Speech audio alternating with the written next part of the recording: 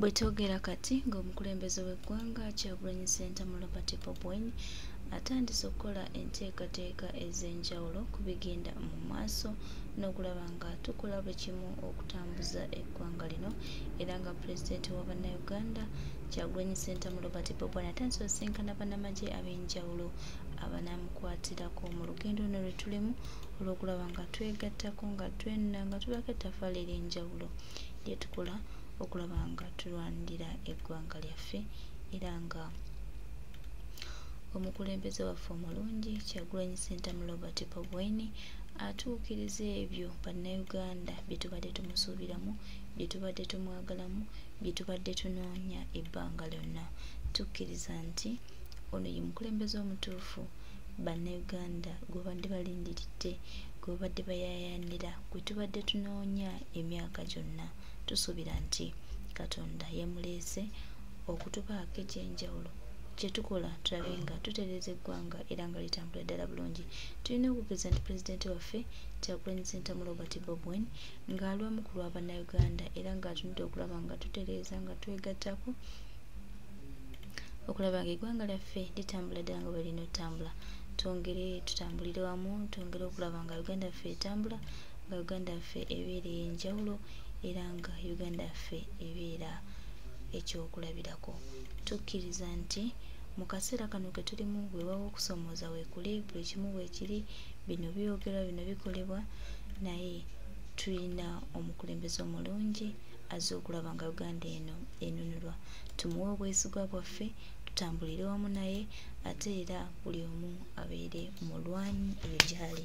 Tukkirize nti ekiseera kyonna bannayuganda nga twekutteko, nga tukwataganidde wamu, Uganda ennungi gye tulindirira oba gye tuyaayaanira oba gye tuluubirira eri kumpi naffe, wabula kinaaba kya buswavu nnyo ate okuba nga tufunye omuntu anaagitukulembereramu ne tumubuusa amaaso.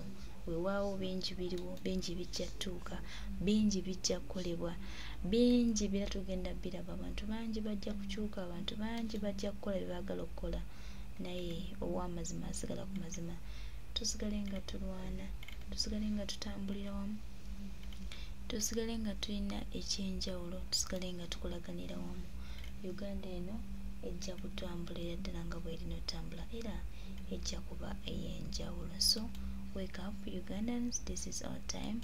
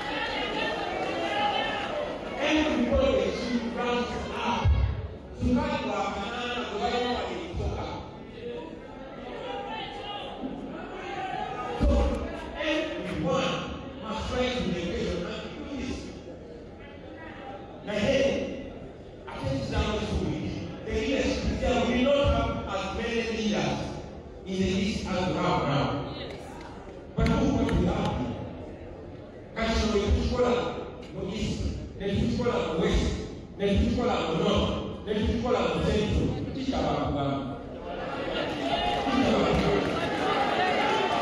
So let's organize. The regime is panicking, my friends. Papa, kati bamenya amateeka. Papa that they brought out their best. Kati tamulira atambula ng'omuketo pale kabaka kiseno kubisenta. From ghetto to ghetto, tamulira wanda wamabanga eyewa bekulanda kakyakyalo, baba kanda bamuchawa tamunyanyirame. Basa abantu, bawandi abantu, but the people are not giving up. Ezo ghetto zebagenda ewa bachali baffe.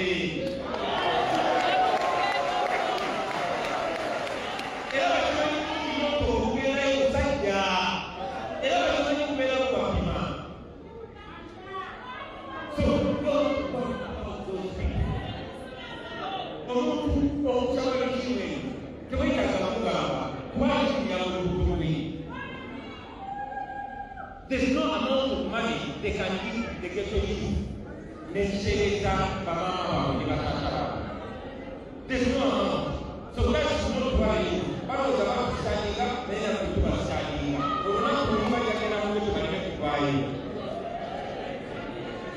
But now I'm talking to the leaders. I want to charge you. I want to charge my brothers and sisters. First and foremost, to tell people the truth. If you tell people the truth, people will trust you.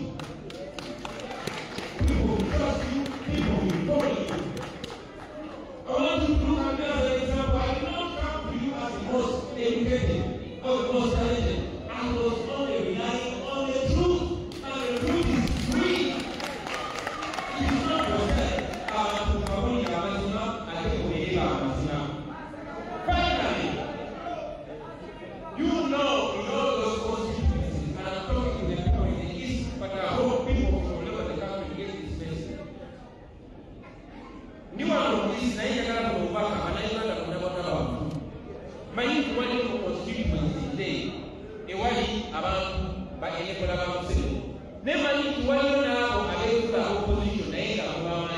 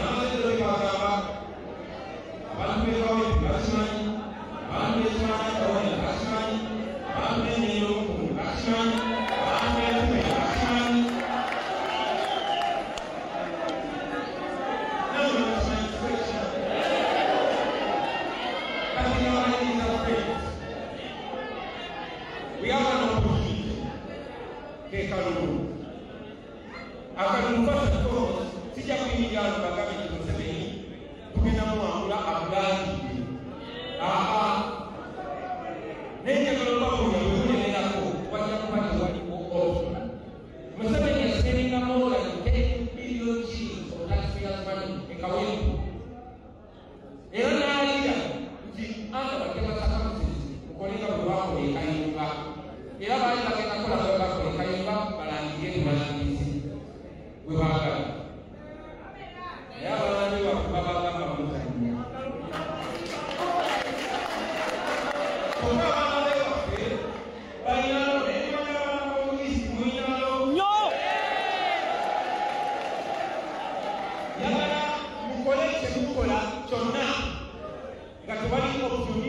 tugenda mu Uganda mpya.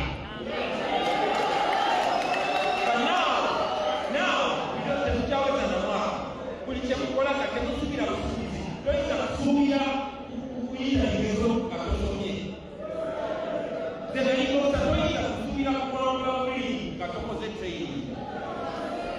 So buli mutraining sawa making sure okonekitina n'abantu obabulira ekifu wera bafika ekifu bakimanyi kati wabakulembeze wano nayogera ku nsonga y'egaali kanze muyogereko era yekimanyi muzimbe egaali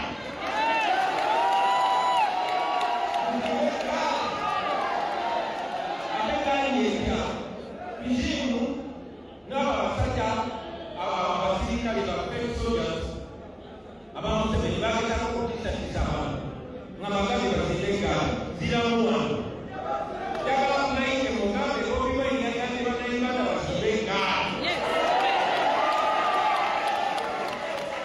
egaali eyandikitanga people get a group of leaders who believe the same, get a group of friends who believe the same, who make the extra body or move.